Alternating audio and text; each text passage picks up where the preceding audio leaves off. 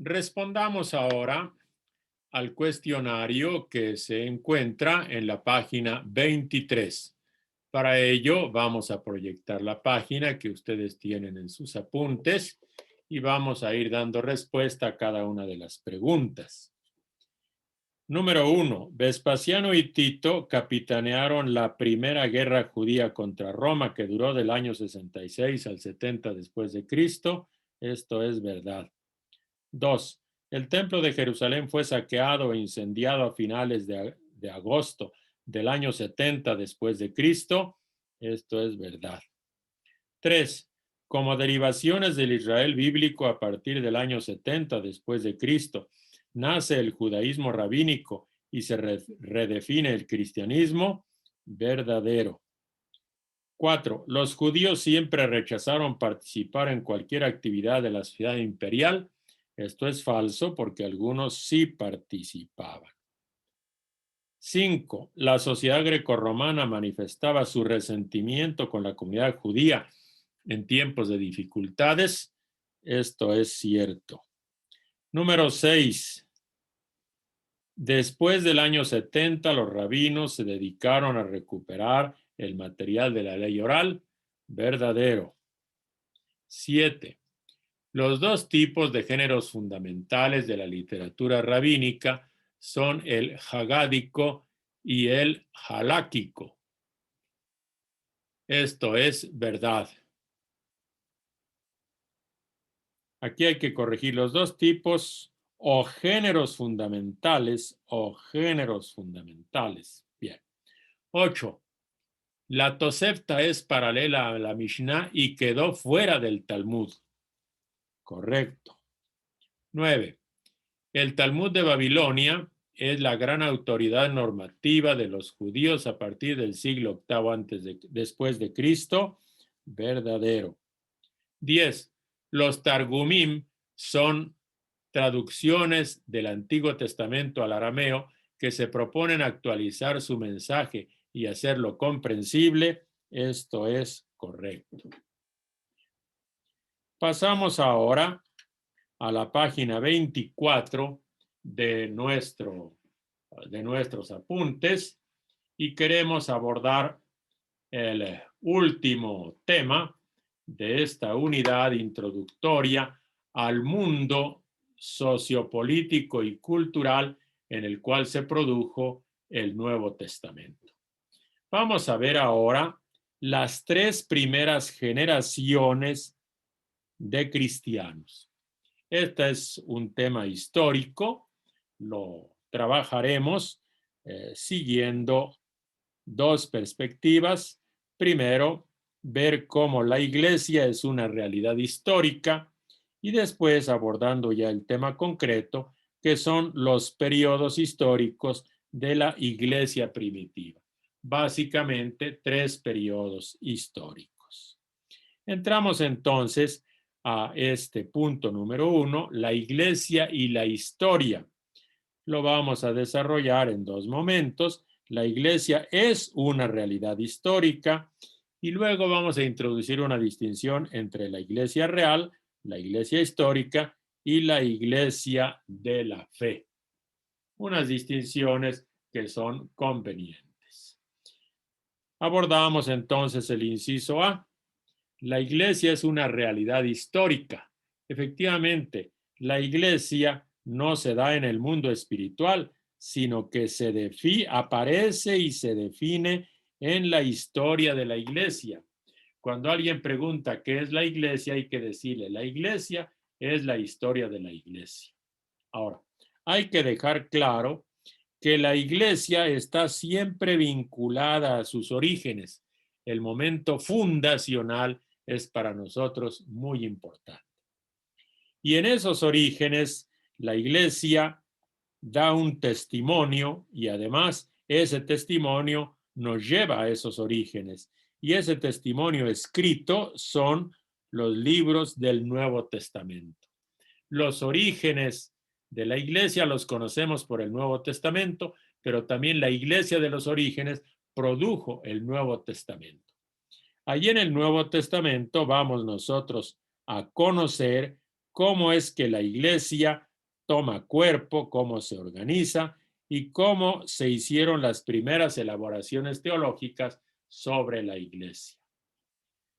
Es una evidencia que si nosotros queremos estudiar cualquier libro del Nuevo Testamento o cualquier tema del Nuevo Testamento, lo que tenemos que hacer es precisamente tener en cuenta las condiciones históricas en que se produjeron y se configuraron esas tradiciones literarias. Y ahora presentamos aquí una línea de tiempo que nos va a ilustrar pues la temporalidad de nuestro tema. Recordemos, más o menos del año 1 al año 30-33 vivió Jesús. Después de Jesús viene el tiempo de la iglesia. Jesús y luego el tiempo de la iglesia. Ahora, a partir del año 50 más o menos, después de Cristo, comienza a componerse el Nuevo Testamento. Quiere decir que por lo menos del año 30 al año 50 no existió ningún libro del Nuevo Testamento. Ningún libro del Nuevo Testamento. La iglesia vivió sin esa literatura que hoy para nosotros es fundamental.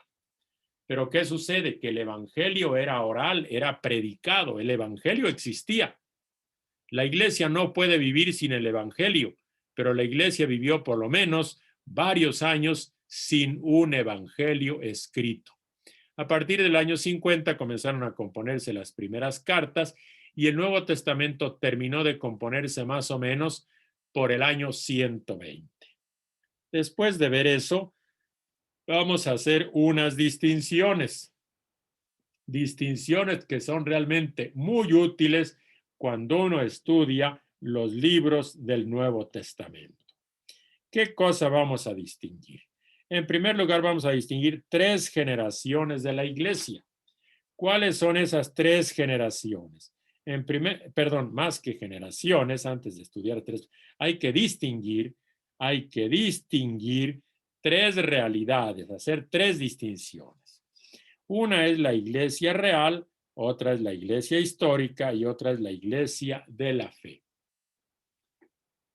¿Qué entendemos por la iglesia real? Pues efectivamente son las comunidades concretas que existieron en ese primer siglo después de Jesús. Sin duda esas iglesias vivieron, esas iglesias actuaron, predicaron, escribieron y también padecieron persecuciones, esas iglesias reales. Desde el punto de vista histórico, ¿qué podemos decir?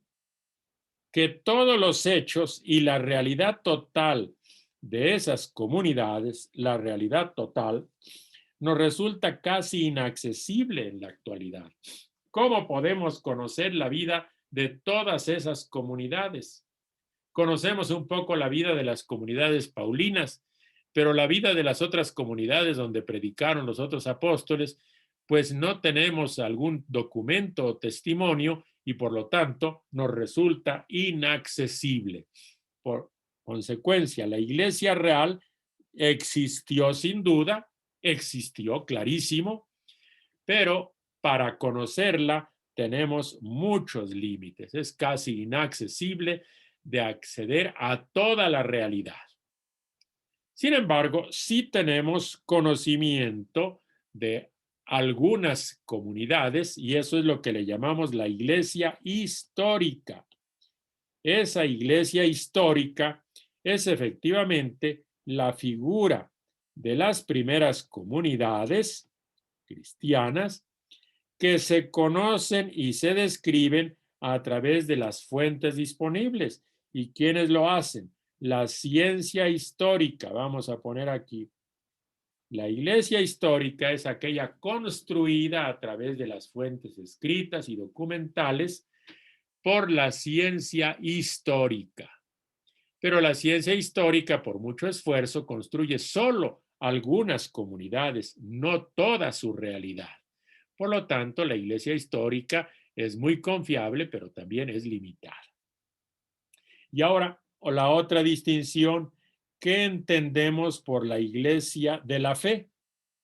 Pues la iglesia de la fe es el conocimiento, es el fe conocimiento o reconocimiento de la Iglesia tal como lo profesamos en el credo. Por ejemplo, cuando nosotros decimos, yo creo en la iglesia, a la iglesia o en la iglesia, que es una santa, católica y apostólica, bueno, esa es nuestra fe en que el Espíritu Santo, el Espíritu de Jesús, habita en la iglesia. Con esto pasamos ahora, sí, al tema propiamente más histórico y queremos ver los periodos históricos de la iglesia primitiva. Y aquí sí vamos a distinguir tres periodos históricos, tres periodos que son sucesivos y que les vamos a dar el nombre de periodo apostólico, cuando vivían los apóstoles, periodo subapostólico, ya no vivían, pero se vivía bajo su autoridad, y luego posapostólico. Esta periodización es una periodización muy ilustrativa y muy útil para conocer los escritos del Nuevo Testamento, porque algunos escritos se produjeron en el periodo apostólico, otros en el periodo subapostólico y finalmente otros en el periodo posapostólico. Y aquí tenemos nuevamente una línea de tiempo. Del 1 al 30, 33 tenemos el tiempo de Jesús. Después viene el tiempo de la iglesia. Y este tiempo de la iglesia solemos dividirlo por generaciones o periodos. ¿Cuáles son esos periodos? Entonces, del año 30 al año 70 le vamos a llamar periodo apostólico, porque vivían los apóstoles. Después del año 70 le vamos a llamar periodo subapostólico, hasta el año 100. Primeros 40 años apostólico, los siguientes 30, 40 subapostólico. Después del año 100 le vamos a llamar posapostólico. Bueno, esta periodización nos va a ayudar mucho para ponerle fecha a algunos acontecimientos y comprender cómo se fue configurando la iglesia en cada una de esas etapas. Si ustedes pueden notar, aquí está marcado el año 70. El año 70 realmente fue un parteaguas. La iglesia es una antes del año 70 y es otra después del año 70. Vamos a comenzar a ver estos periodos y comenzamos ahora sí viendo cada uno de ellos. El periodo apostólico del 30 al 70, el periodo subapostólico del 70 al 100 y luego el periodo posapostólico a partir del año 100, 110 después de Cristo. Iniciamos entonces describiendo el primer periodo apostólico. Tenemos que decir que este periodo es el periodo en que se formó el cristianismo. Es en el que se dedican a construir comunidades. Es el periodo de las grandes misiones cristianas, las grandes misiones del apóstol Pablo. Es cuando la iglesia se abrió a los gentiles, donde los evangelizadores eran predicadores itinerantes y que se dedicaban, hay que decirlo con mucha claridad, se dedicaban a proclamar a Jesús, a anunciar a Jesús muerto y resucitado. Bien, hay que decir también que esta iglesia importa mucho porque es la continuidad del pueblo de Dios en la historia. Nosotros vemos que el pueblo bíblico, el pueblo profético de Israel, se continúa, sin duda tiene una grande continuidad en la iglesia. Y sin embargo, esa continuidad no fue sencilla porque en este momento se va a discutir qué actitud se debe tomar ante la ley judía, ante muchas realidades institucionales del pueblo de Dios. Hay continuidad, pero también va a haber ruptura. Tenemos que reconocer que no obstante todas estas dificultades, el cristianismo se logra extender de modo maravilloso en varios lugares, La base hay que considerarla siempre una grande base de ese cristianismo fue la iglesia de Jerusalén. Es la grande protagonista de esta época. La iglesia que tenía su base en Jerusalén, que le podríamos llamar la iglesia apostólica. Bien, desde el punto de vista literario, a esas iglesias apostólicas entre el año 30 y el año 70 le debemos las 7 cartas auténticas de Pablo. En esta época es donde predica Pablo, predica Pedro, Santiago, Juan y los 12 discípulos apóstoles de Jesús. Bien, esta iglesia, además de comenzar a tener las primeras cartas auténticas, va a tener unas prácticas simbólicas o rituales que son fundamentales. ¿Cuáles son? La Eucaristía y el bautismo. Van a ser el rasgo típico de la comunidad cristiana. Las comunidades cristianas comparten el pan y, diríamos, administran el bautismo en el nombre del Padre, del Hijo y del Espíritu Santo. Pero además de eso, la iglesia también vive con la enseñanza de los apóstoles, la comunión de bienes y las oraciones, como encontramos nosotros en este texto estupendo de Hechos de los Apóstoles, capítulo 2, versículos 41 y 42. Remarcamos un poco más todavía sobre la producción literaria de esta iglesia. Recordamos, se elaboran 7 cartas de Pablo. Pablo escribe. ¿Cuáles son esas 7 cartas llamadas auténticas? Serían Primera Tesalonicenses, 1 y 2 Corintios, Gálatas, Romanos, Filipenses y Filemón. Esta es la producción literaria de la Iglesia Apostólica. Pasamos así al periodo subapostólico, bajo los apóstoles. Los apóstoles ya no viven, o se murieron por la edad, o los mataron y murieron mártires. Esta es una iglesia que sigue dedicada a la misión, pero más que a la misión, se interesan en el pastoreo, cuidar y pastorear a aquellos que se han hecho cristianos. Tratan de estabilizar las comunidades. La razón, han muerto ya las grandes figuras. Pedro, Pablo y Santiago ya han fallecido, o mártires o por la edad. A estas figuras se les idealiza como los transmisores del Evangelio. Por lo tanto, la tendencia en este tiempo es cubrirse bajo el manto de los apóstoles. Por eso le llamamos segunda generación cristiana o generación subapostólica, bajo el manto de los apóstoles. Y en realidad hablan en su nombre. Y los escritos que producen, como los evangelios, son Evangelio según Mateo, según la predicación de Mateo, Evangelio según Juan, o sea, hablan en el nombre de ellos. Por eso, entonces, periodo subapostólico. En esta época, hay que decir, se escriben los 4 evangelios y la razón es muy sencilla. Antes el evangelio de Jesús vivía en la predicación apostólica. Los apóstoles predicaban, transmitían y eran testigos oculares. Cuando ellos fallecen, fue necesario entonces escribirlo y se van a escribir buena parte de los libros del Nuevo Testamento, pero sobre todo se van a escribir los evangelios después del año 70. Quiere decir que la iglesia vivió unos 40 años sin tener un evangelio escrito, pero siempre vivió con el evangelio anunciado y predicado.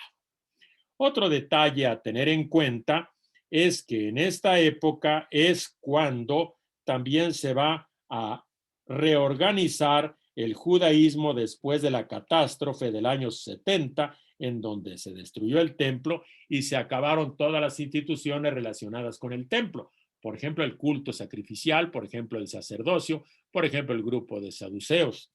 Y el judaísmo se va a reorganizar en torno a la espiritualidad farisea. Y curiosamente es en este momento donde ellos se reconfiguran, pero la iglesia continúa también extendiéndose y se ahonda la separación y las contradicciones con la sinagoga judía. Y en la iglesia cristiana se pasa del predominio judío al predominio gentil.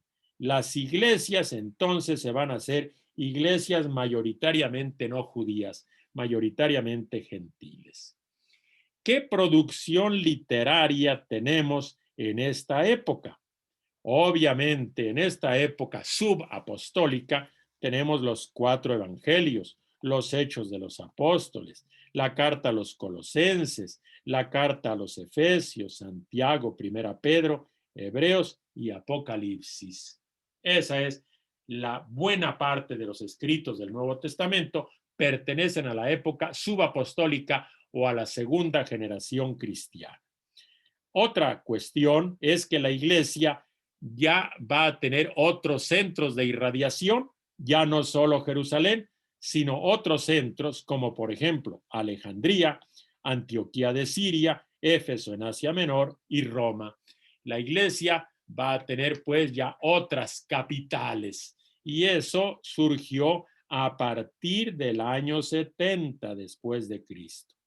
Y vamos a ver que en cada uno de esos lugares la iglesia se va a desarrollar con tendencias muy particulares. Vamos a ver, por ejemplo, en Egipto son comunidades marcadas, pues lógicamente por la teología helenística y son de cultura griega y la reflexión helenística que existe ahí ya en el mundo judío, pues va a impregnar la tradición eclesial y sobre todo van a desarrollarse algunas tradiciones sapienciales.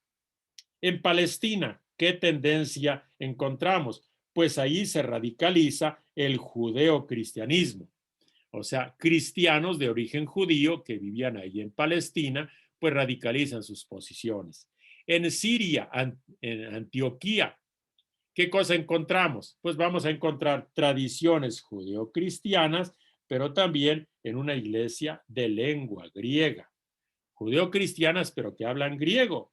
Mateo es muy judeocristiano, pero está escrito en griego. En Asia Menor, allí se va a recibir el cristianismo joánico, sobre todo en la zona de Éfeso, que ese cristianismo joánico tuvo una crisis en Siria y allí en Asia Menor, las 7 iglesias de Asia, Éfeso, Esmirna, Pérgamo, etcétera, va a renacer la tendencia apocalíptica, que ya estaba desarrollándose en el Antiguo Testamento y ahora vamos a tener una tendencia apocalíptica cristiana. Pasamos al otro polo, que sería Grecia e Italia, el mundo más grecorromano. Y en este mundo grecorromano, de cultura grecorromano, pues vamos a ver que el cristianismo se va a extender, pero se va a occidentalizar y se va a helenizar.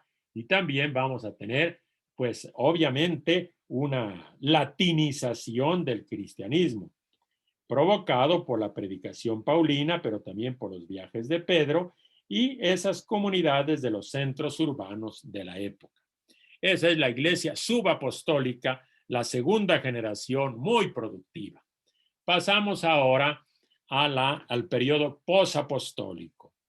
En este periodo aumenta un grande interés, ahora sí, de proteger lo que se ha conseguido, proteger la institución eclesial. En este momento se escriben las cartas pastorales justamente para ver cómo vamos a vivir en la iglesia y otras cartas. También se idealiza la iglesia e incluso la iglesia pasa a ser centro del pensamiento cristiano. Va a reflexionar sobre lo que es vivir en la iglesia. Y claramente la iglesia es guiada por el Espíritu y animada por Cristo Jesús, porque es el Espíritu de Cristo. Entonces ahora se va a normalizar ya la estructura eclesial. Vamos a tener presbíteros, obispos y diáconos, los ministerios eclesiales, que van poco a poco a irse institucionalizando. ¿Y cómo se va a institucionalizar? Pues según el modelo cultural, aunque ahora no nos guste, pero el modelo cultural de esa época va a ser el modelo patriarcal. Y por eso vamos a hablar que a los presbíteros se les va a llamar los padres, efectivamente. Y esto es un riesgo porque el patriarcalismo pone en riesgo, en entredicho, el servicio. Las funciones eclesiales, las funciones comunitarias deben ser para el servicio. Pero la iglesia poco a poco va a ir abriéndose al mundo y a la sociedad. ¿Qué producción literaria tenemos en esta época? Época posapostólica, la tercera generación cristiana. Va a haber cartas como 1 y 2 Timoteo y Tito, son las cartas pastorales. Las 3 cartas de Juan, 2 Tesalonicenses, la segunda de Pedro y la carta de Judas. Ahora vamos a hacer una especie de resumen de estos 3 periodos de las iglesias apostólicas, subapostólicas y postapostólicas. Vamos a ver sus características. En las iglesias del año 30 al 70, pues están las figuras apostólicas, Pedro, Santiago y Pablo. En la época subapostólica, esos ya murieron, se vive bajo su memoria. Luego, en las iglesias apostólicas, Pablo escribe. En la segunda generación, usan los nombres de los apóstoles. Carta de Pedro, carta de Pablo a los colosenses. Ya realmente no es Pablo escribe, pero se escribe en nombre de Pablo. Y después del año 100 ya los escritores usan nombres propios. Tenemos carta de Ignacio de Antioquía, ya no en nombre de algún apóstol. En la iglesia apostólica el de interés era misionero. En la época subapostólica es pastoral. En uno se trata de pescar y en otro de pastorear. Iglesia apostólica. Los líderes son líderes judeocristianos. Después predominan los pagano-cristianos y ya en la tercera generación son líderes no judíos. Vamos a ver ahora las iglesias que eran protagonistas. Vamos a ver que en la iglesia apostólica Jerusalén lidera y ya en la iglesia después del año 100 Roma ya va a tener liderazgo. Aquí vamos a tener varios centros como por ejemplo Alejandría, Éfeso, Antioquía, etcétera, etcétera. Vamos a ver otro detalle en la relación con el pueblo de Israel.